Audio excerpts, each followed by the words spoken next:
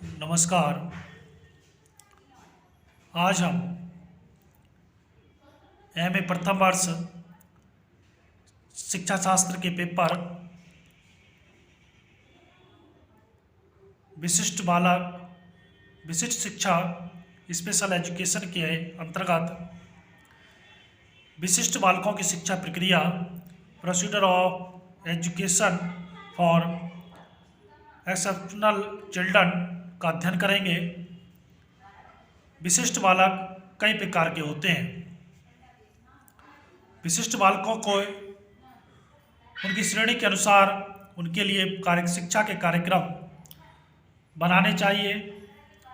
प्रत्येक श्रेणी के बालकों के लिए विभिन्न प्रकार के शिक्षा कार्यक्रमों के बारे में हम अध्ययन किया और उनकी पहचान, निर्धारण, शिक्षा और उनके स्थापन के बारे में हमने जाना। अब ऐसी कौन सी शिक्षा प्रक्रिया है जिसके अंतर्गत हम विशिष्ट बालकों को रख सकते हैं, उनकी प्रक्रिया क्या है, उनको किस प्रकार से एजुकेशन दी जाए। तो सबसे पहले आता है विशिष्ट बालकों की पहचान और उनका आकलन, आइडेंटिफिकेशन एंड असेसमेंट। अधिकांश बाधित बालक विद्यालय और समाज में बिना पहचान रह जाते हैं, चाहे वे स्कूल जाते हों अथवा नहीं, जिसके परिणाम स्वरूप वे अपनी कार्य क्षमताओं और प्रतिभाओं का विकास नहीं कर पाते हैं। अतः ऐसे बालकों के लिए ऐसे अध्यापकों की आवश्यकता होती है कि वे बाधित बालकों की पहचान करें और बालक के व्यवहार द्वारा विशेष रूप से ध्यान देकर उनको आसानी से पहचाना जा सके और बालक को चिकित्सीय और मनोवैज्ञानिक सहायता दिलाने का प्रयास करना चाहिए। इसके लिए बालकों को मनोवैज्ञानिकों की सहायता उपलब्ध होनी चाहिए। पिछड़े हुए क्षेत्र अथवा विशिष्ट बालकों के लिए चिकित्सीय और मनोवैज्ञानिक निर्धारण करने में कठिनाई का सामना करना पड़ता है। ऐसी दशा में अध्यापक क्रियात्मक सृजनात्मक क्रिएटिविटी निर्धारण कर सकता है और इस आधार पर इस निष्कर्ष पर पहुंचा जा सकता है कि बालक क्या कार्य कर सकता है और क्या नहीं।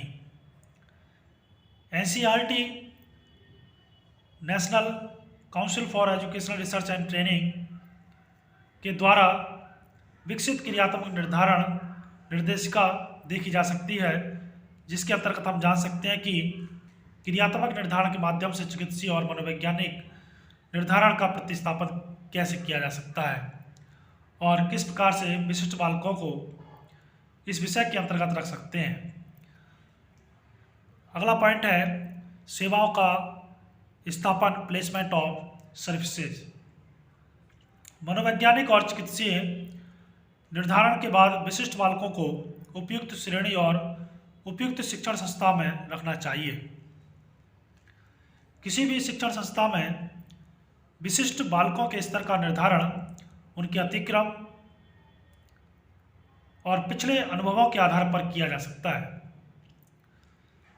जहाँ तक शारीरिक व मानसिक बाधित बालक, फिजिकली और मेंटली हैंडीकैप जो बालक हैं, चिल्ड्रन हैं, इस क्षेत्र में भारतवर्ष में निम्नलिखित स्थापन कार्यक्रम है जिसके अंतर्गत हम उनको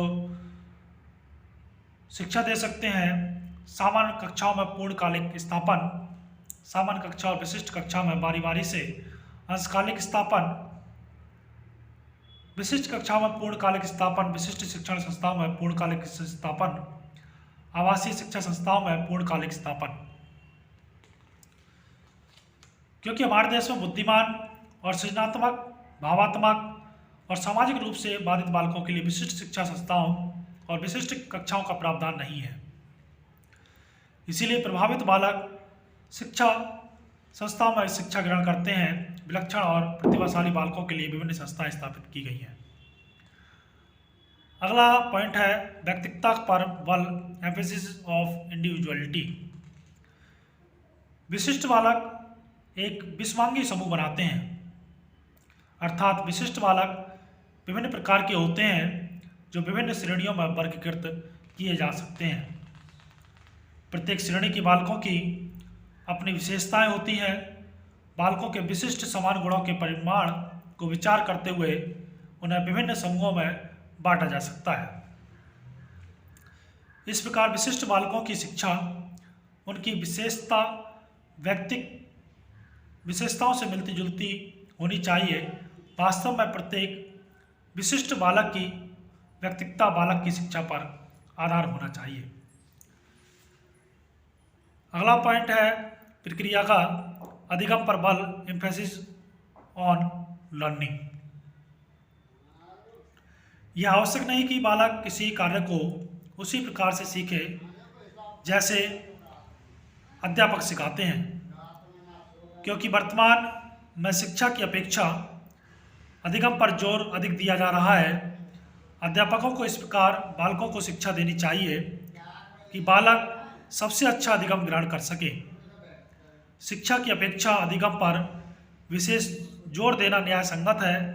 ऐसा विशिष्ट बालकों के लिए शिक्षा कार्यक्रम की योजना बनाते समय शिक्षा की अपेक्षा अधिगम की पुष्टि करता है, चाहे ये कार्यक्रम विशिष्ट बालकों के लिए हो अथवा शारीरिक और मानसिक रूप से बाधित या विक्षिप्त सामाजिक असुविधा तबक हो या प्रतिभाशाली बालक हो।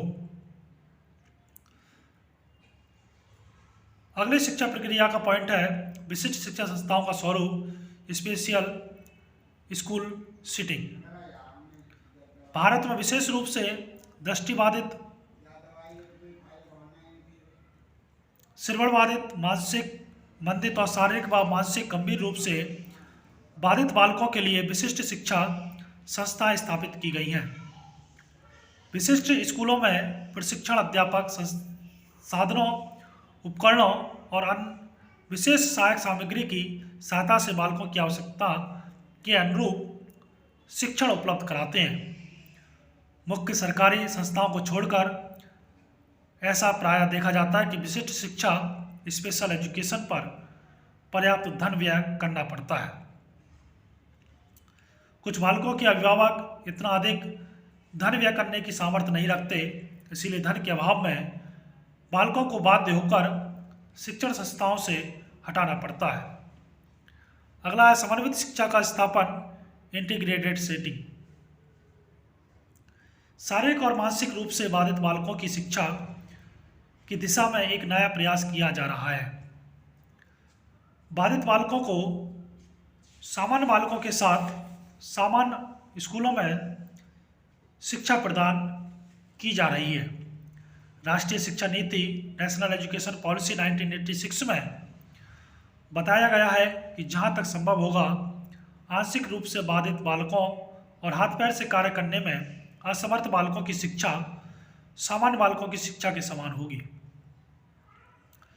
जहां तक संभव होगा गंभीर रूप से बाधित बालकों के लिए विशिष्ट शिक्षा जिला मुख्यालय में विशिष्ट शिक्षा संस्थाएं और आवासीय शिक्षा संस्थाएं स्थापित की जाएं। प्रत्येक संभव दशा में गंभीर रूप से बाधित बालकों की शिक्षा को प्रेरित किया जाए।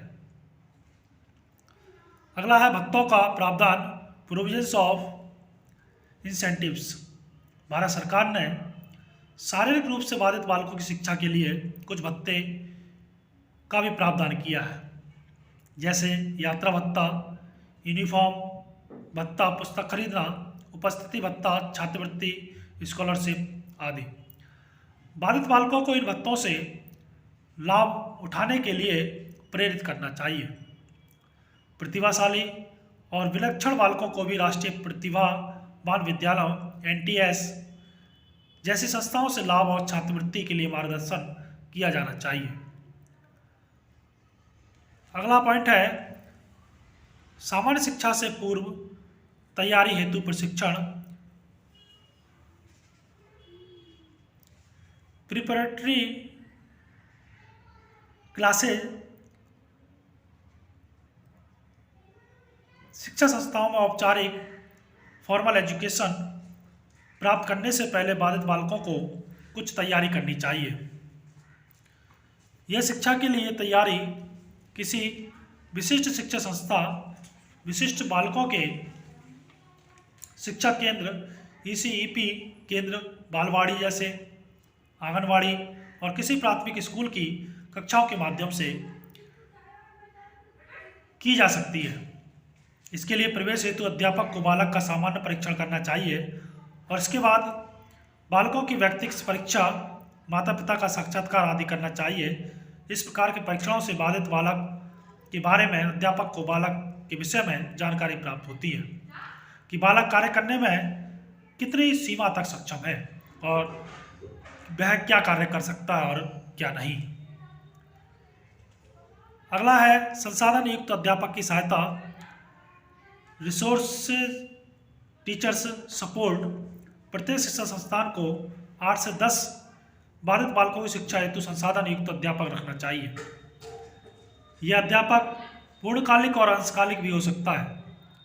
ये संसाधन युक्त अध्यापक संसाधन युक्त सामग्री की सहायता से संसाधन कक्षों के माध्यम से शारीरिक व मानसिक रूप से बाधित बालकों को शिक्षण क्षेत्र में अपनी सीमाएं और योगदान प्रदान करते हैं। ये बाधित बालकों की शिक्षण प्रक्रिया में या प्रणाली में निपुण होते हैं। संसाधन युक्त शिक्षाविद सामान्य अध्यापकों को इस संबंध में सलाह भी दे सकते हैं। सहायक सामग्री और उपकरण, एड्स एंड इक्विपमेंट। ऐसे विशिष्ट बालक जो पुराने अनुदेशन सामग्री, परंपरानुसार साधन, शिक्षण सहायता और संसाधन उपकरणों का लाभ ग्रहण नहीं कर पाए, उनकी विशेष आवश्यकताओं को ध्यान में रखते हुए संसाधन कक्ष के उपकरण और सुविधाओं का लाभ विशिष्ट बालकों को मिलना चाहिए। ऐसे बालकों की विशिष्ट आवश्यकताओं के अनुरूप, जैसे गंभीर रूप से दृष्टिबाधित बालकों के लिए ब्रेल लिपि सामग्री, मोटे छापे की पठन सामग्री अथवा पुस्तकें, और श्रवण बाधितों के लिए श्रवण यंत्र और अन्य सहायक सामग्री। वाणी में सहायक यंत्र, मानसिक मंदित जो मेंटली हैंडीकैप बालक हैं उनके लिए खेल हैं, खिलौने हैं, और अधिगम असमर्थित जो लर्निंग हैंडीकैप हैं उनके लिए बाध्यता के अनुरूप सहायक सामग्री और उपकरण आदि विशिष्ट शिक्षा संस्थाओं में उपलब्ध होने चाहिए। तो आज हमने अध्ययन किया विशिष्ट बालकों की शिक्षा प्रक्रिया। धन्यवाद।